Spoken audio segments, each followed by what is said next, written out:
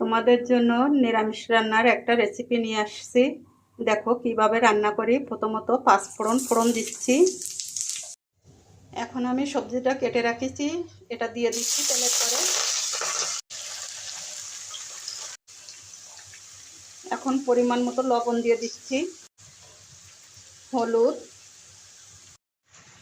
কিছুটা কাঁচা লঙ্কা চিরা দিয়ে দিলাম। এখন আমি চাপা দিয়ে দিচ্ছি। এখন আমি ঢাকাটা উঠিয়ে নিলাম। সবজিটা অনেকটা নরম হয়ে গেছে। এখন আমি কিছুটা মশলা দেব, আদা জিরা বাটা, সামান্য লঙ্কা বাটা। হ্যাঁ, আবার নেড়ে চেড়ে কিছু সময় ঢাকা দিয়ে রাখবো। তরকারিটা খুব নরম হবে, তারপরে একটু সামান্য পরিমাণ জল দেব। ঢাকাটা উঠিয়ে নিলাম। মশলাটা আমার ভালো করে কষানো হয়ে গেছে, তরকারিটাও অনেক নরম হয়ে গেছে। এখন আমি একটু চিনি দিয়ে দিচ্ছি এর সাথে, সামান্য পরিমাণে জল দেব, সামান্য।